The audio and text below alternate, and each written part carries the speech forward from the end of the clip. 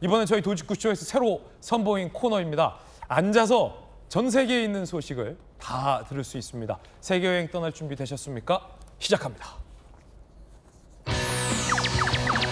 걸어서 세계 속으로인데 우리는 앉아서 세계 속으로라고 이름을 붙여봤습니다. 첫 번째 여행지는요. 북한 얘기 나온 김에 북한으로 가보시죠. 첫 번째 여행지 북한입니다. 북한 TV 광고 여러분들 보고 계십니다. 조선중앙TV가 광고를 했어요. 이 접히는 휴대전화?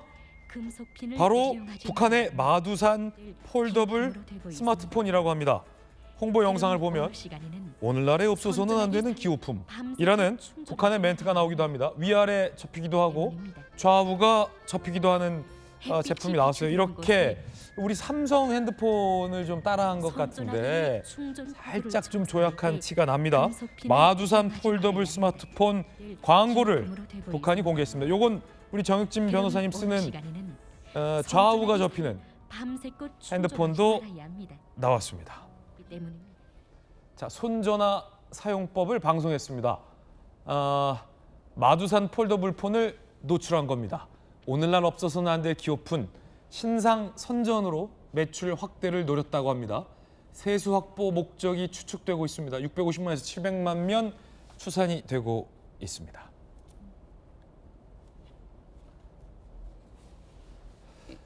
자, 곽규택 의원님. 예. 지금 뭐 북한의 스마트폰이라고 하는데 어떻게 보십니까? 예, 지금 그 자막에서도 잠시 나왔습니다만은 미국의 한 기관에서 이제 추산을 한 건데 북한에서도 한 700만 명 정도가 핸드폰을 사용하고 있다고 많이 쓰긴 하네요, 북한 예, 사람들도. 그러니까요. 예, 그래서 물론 뭐 통제 같은 것은 되고 있겠지만 일단 핸드폰 사용 자체는 굉장히 많이 늘어난 것 같고요. 인터넷이 안 되는 제품이겠죠. 예. 그리고 그 제품 자체는 아마 중국에서 수입한 것으로 다 추정이 되는 제품들 같습니다. 그리고 이제 그 중에서도 너무 고가보다는 지금 그 북한에서도 사용 가능한 정도의 그런 스마트폰을 지금 광고하고 있는 것 같고요. 뭐 어쨌든지 간에 이런 스마트폰 사용이 늘어나고 있다고 하는 것은 뭐 향후에 북한에도 그런 인터넷 사용 접속이 조금이라도 허용이 된다 그러면 급속한 어떤 정보 확대 이런 부분은 가능하겠다 하는 생각은 드네요. 예, 예전에 이제 북한이 전기차를 공개한 적도 있었어요. 이렇게 비슷하게.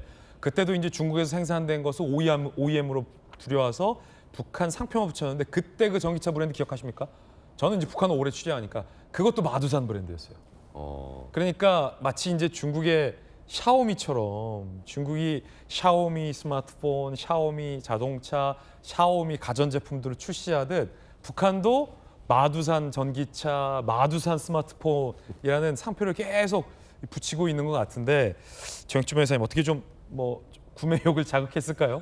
저희 눈에는 상당히 좀 조약해 보이는데. 그런데 우리 눈에는 조악해 보여도 그 북한 사람들 눈에는 아주 꿈에 그리는 그러한 그 기계가 아닐까 그런 생각이 들고요. 반으로 접히니까 얼마나 신기하겠어요. 그러니까요. 더군다나 지금 뭐 북한의 전화기가 얼마나 보급이 되어 있는지는 모르겠지만 사실 스마트폰은 뭐 조금 전에 곽규택 의원이 몇백만 명 가지고 있다라고 말씀을 하셨지만 생각보다 많네 그렇지만 우리나라는 진짜 애기들도 다 하나씩 들고 있는 게 스마트폰인데 북한 사람들은요 한 서너 명 중에 한 명 있을까 말까한 그러한 그 기기가 아닐까 저는 그런 생각이 들고 그다음 제가 조금 이상하다고 생각했던 게 그 조금 전에 앵커도 마두산 브랜드가 전기차로도 그 이용됐다고 그랬잖아요. 예. 그래서 저 마두산이 뭔가 백두산도 아니고 마두산이 어딘가 그랬더니 마두산이 우리나라에 있는 산이더라고요. 그래서 저 마두산의 정체는 무엇인가? 저게 저 중국에서 나온 그 브랜드 아닌가? 그런 생각도 좀 듭니다. 네.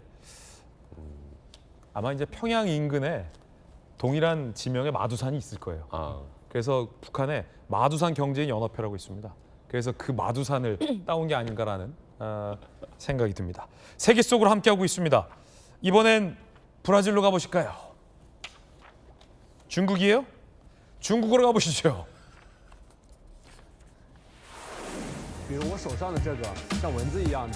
자, 손가락 두 개로 집을 수 있는 이 벌레, 모기 같은데요? 자세히 보니까 중국에서 개발한 모기 드론, 스파이 드론이라고 합니다. 이 모기 스파이 드론의 정체는 뭘까? 자세히 살펴보시죠. 중국 국방과학기술대학교가 개발한 일명 모기 스파이 드론. 1초에 500번 날갯짓을 하고요. 길이는 2cm, 무게는 0.3g. 드론 레이더로 확인이 안 된다. 정찰 장비 진입 불가 지역에 몰래 침투가 가능한 스파이 로봇이라고 합니다. 사실은 영화 아이 인 더 스카이에서 이렇게 저 때는 팔이었어요. 저거 정찰 드론이거든요. 이렇게 곤충 모양의 드론을 보내서 굉장히 민감한 자료를 정찰하는 상상, 영화 같은 상상을 중국이 현실화해 낸 겁니다. 야, 이거 좀 박성민 최고님, 저거 감지하기 쉽지 않겠는데요? 예를 들어서 이런 스튜디오나 아니면 군사 지역에 중국이 저 모기 드론 내보내면은 뭐 알기 쉽지 않겠어요. 네, 맞습니다. 실제로 어떤 그 외형도 저렇게 모기랑 좀 비슷해 보이는 정도의 소형, 매우 소형 로봇인데 네네. 그뿐만 아니라 이제 모기의 비행 메커니즘까지도 모방한다라고 하고요. 뭐 회전을 한다거나 이런 식으로 복잡한 움직임까지도 할 수 있는 로봇이라고 합니다. 그렇기 때문에 저런 로봇이 어디에 쓰일 수 있느냐. 일단 획기적인 발전이 있는 건 당연하고 이런 소형 생체 모방 로봇은 전장에서 어떤 정보를 정찰하거나 특수임무를 그러겠네. 수행하는 데 있어서 굉장히 최적화된 모델이라고 볼 수가 있거든요. 네. 그렇기 때문에 이게 뭐 초소형 카메라를 통해서 구석구석 촬영도 가능하다라고 하니까 말씀하신 대로 쉽게 육안으로는 아마 구분하기가 어려울 거고 저런 소형 그 로봇을 통해서 결정적인 단서라든지 굉장히 유용한 정보들을 취득할 수 있는 통로가 열렸다 이렇게 볼 수 있을 것 같습니다. 네, 저기 레이더로 안 잡힌다고요. 너무 작아서. 그래서 그 농담 반으로 한 제 군사 전문가에게 어제 취재를 봤는데 저 어떻게 잡냐? 파리채로 잡으라고 그러더라고요. 앉아서 세계 속으로 함께하고 계십니다. 이번에 브라질로 가보시죠. Meu Deus do céu. Jesus Cristo. 아유, 자 지금 그 저 멀리 보이는 검게 불길이 솟은 물체 바로 열기구입니다. 불길이 솟으며 이내 추락합니다. 현지 시각으로 그제 브라질 남부 21명이 탑승한 관광용 열기구에 불이 붙어서 추락을 했어요. 최소 8명이 사망하고 13명이 부상을 입는 사고가 발생했습니다. 내부 버너에 불이 붙었다는 생존자 증언에 따라서 경위 조사에 현지 경찰이 착수했다고 합니다. 하루빨리 이 사건 원인이 밝혀지기를 바랍니다.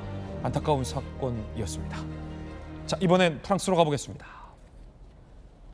앉아서 세계 속으로 다음 여행지는 프랑스입니다.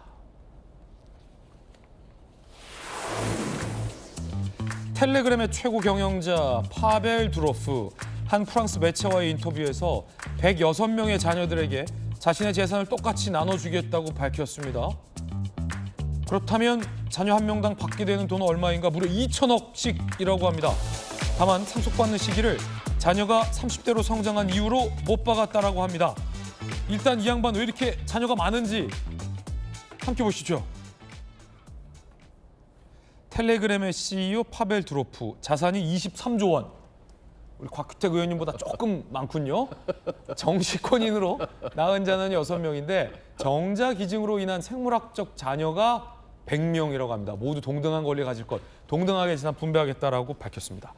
자, 가계도를 한번 보면요. 이렇게 된다. 왕조죠, 왕조. 조기현 변호사님, 사실 법적으로 정자 기증을 통해서 낳은 자녀한테 재산을 뭐 물려줄 의무는 없죠. 없죠. 이게 친자관계라든가 법적 의무를 발생시킨 가족관계는 아니기 때문에 네. 그런 의무는 없는데 두로프 같은 경우에는 본인의 자식으로 완전히 인정하고 상속까지 하겠다는 겁니다. 대단합니다. 근데 지금도 계속 아직 정자를 제공하고 있다고 하고요. 돈을 주고 거래까지 되고 있다고 합니다. 그러니까 아니 근데 자기가 그 기증한 사람은 다 알고 있는 거예요? 그 정보를 다 공개했기 때문에요. 예, 확인할 수 있다고 하고요. DNA 정보가 다 오픈돼 있다고 합니다.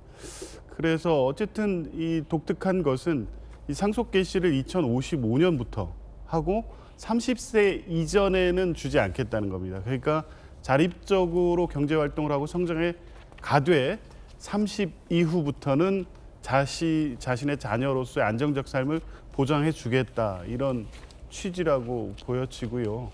저렇게 이제 본인의 유전자의 우수성을 과시하는 어떤 목적도 있는 것 같기는 합니다만 자산가기 때문에 가능하기도 하고, 저런 일이 생긴다는 게 또 이제 못지않은 분이 한 분 또 있지 않습니까? 테슬라의 일론 머스크.